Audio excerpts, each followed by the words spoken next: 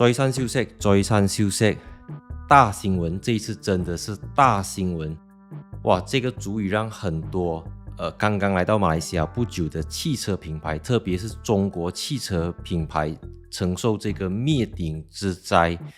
就在過去的4月29號啊，我們的貿工部就是 MIDI， 它悄悄 set 了一個 rule， 就是從2026年7月1號開始，所有 CBU 整裝進口來到馬來西亞的純電動車 BEV， 售價呢不可以低過30萬，就是300千馬幣。那嚴格來講，它是說 minimum CIF 的 value， 它的 minimum CIF 是20萬200千，所以200千加上 import duty、excise duty、tax 的話，大概是5萬塊。然後 distributor 的 margin 大概是25000塊，然後 dealer margin 大概是27500塊。因為你知道嗎 ，dealer 要給店租，showroom 不便宜，你知道嗎？裝潢、裝修、店租，然後 dealer 要賺的錢，然後廠商還要用那個 profit 來去 build after sales service 等等，所以弄到最後呢 ，minimum 的 retail price 就是300千30萬馬幣。所以啊，而且不止這樣子啊，不止 minimum 200-300千啊，它還有一個規定，就是所有 CBU 進口的電動車，它至少要有180 kW 的功率，也就是245個 PS。講白了就是便宜的電動車不能賣了啦 ，OK， 直接打包回家了，除非你在馬來西亞CKD 本地組裝，那不管你的本地組裝的成分是多少啦，就是你知道嗎？有些本地組裝是幾乎只用了 10% 的馬來西亞 local content， 這種不算啊。說政府有明確規定一個數量，你至少要那些 25% 或者 30% 或者更高 40% 在馬來西亞用馬來西亞供應商的東西。打個比方，可能輪胎用馬來西亞造的，dashboard 用馬來西亞造的，電池用馬來西亞造的，這種才算數啊。So，為什麼這個東西會這麼大的新聞，這麼轟動？是因為一般上當政府在制定一些政策的時候，它都會有長期的政策，就是說未來2年裡面會怎樣子。可是這個可以說是穩穩的新官上任3把火。我們都知道馬來西亞的 MIDI 之前是Tengku Zafrul， 那現在就換了一個新的人坐上去那個位置，所以真的是新官上任3把火。那不久前就跟這個 BYD 就鬧出了很多新聞，不可以講鬧，嚴格來講就是這個東西被揭露出來，就他們談不攏啦，有一些合作細節上，政府制定了一些條款，那可能 BYD buy 或者 BYD 不 buy， 那事情其實是還在 ongoing 談着，因為它已經上升到國會裡面在討論在辯論，從地方政府到中央政府都密切關注 BYD，在馬來西亞設廠組裝汽車的這一件事情，因為這個東西太複雜，真的是很複雜，我不想要講2個小時。簡單來講呢，就是從7月1號之後呢，從100千到300千這個價位的 segment 的 EV segment 將會消失掉。或者我們再講白一點好嘞，這整個制度最大的受益人就是那些已經在馬來西亞設廠並且大量組裝電動車的，也就是 Proton eMAS。明明白白的 ，OK， 這個整個制度就是完全為寶成、為 Proton eMAS 保駕護航。你不可以講不公平，因為 Proton 確實在丹中馬林組裝這個 Proton eMAS 7跟 Proton eMAS 5，就是吉利銀河 E5跟吉利星願。這個東西其實是蠻複雜的，因為如果我作為一個汽車媒體，我作為一個買車的人，我作為一個消費者，或者說我作為一個投資者，我作為汽車厂商的朋友，我作為整個 industry 的觀察者來講，真的心情非常非常的複雜。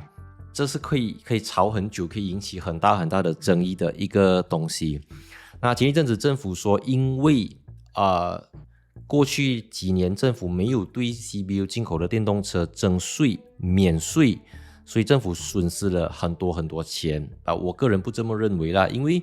tax free 我才買的嘛，你怎麼可以 assume 你 tax 了我們也會買這麼多的數量？所以馬來西亞的電動車的這個，我們還有一個國家能源轉型大藍圖的我覺得政府一直換，官員一直換，部長一直換，然後那些 plan 就沒有持續性了，你知道嗎？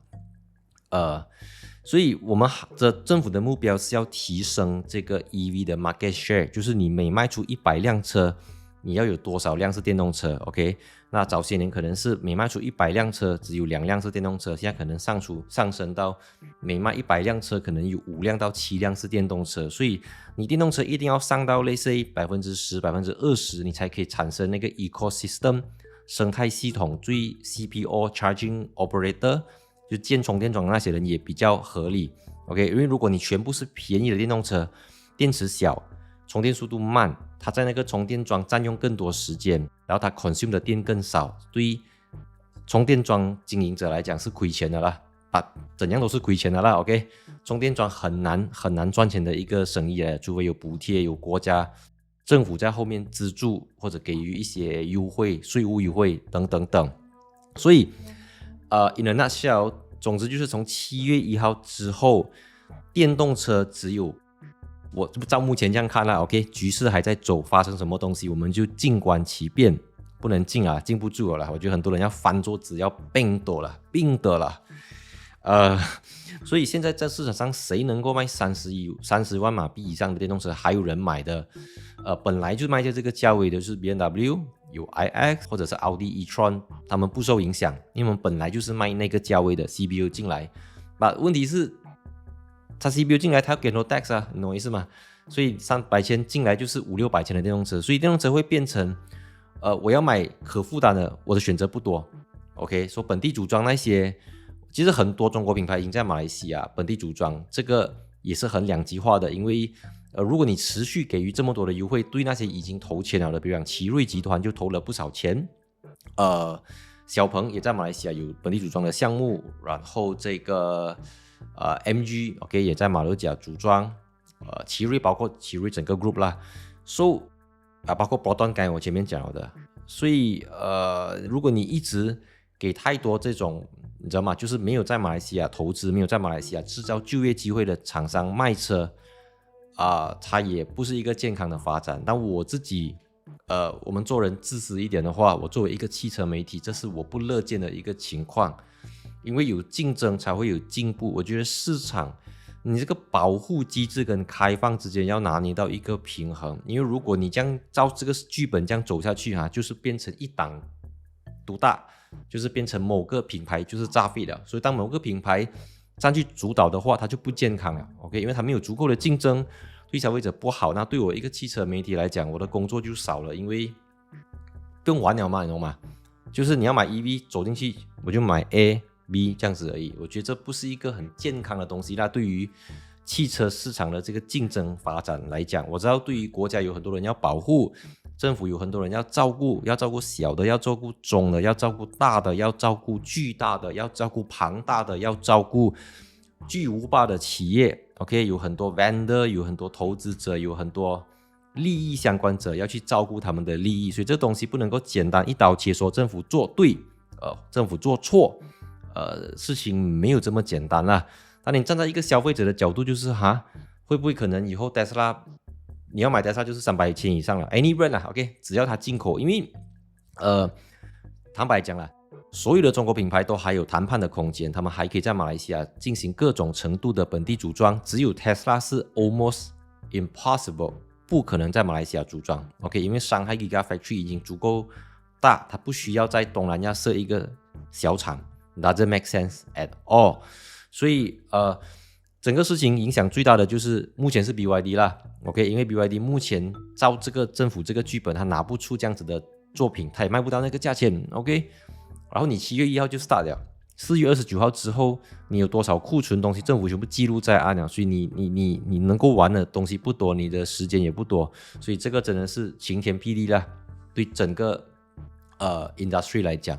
所以呀，簡單來講是這樣子啦，我們歡迎再繼續討論，因為事情還在繼續發展，我們不知道會怎樣子。我個人覺得也是 soft landing 啦，因為本來講好了的嘛，講好了到 CBU 整裝進口的電動車可以享有這個特定的優惠，一直到2027年嘛，然後你抹拉拉1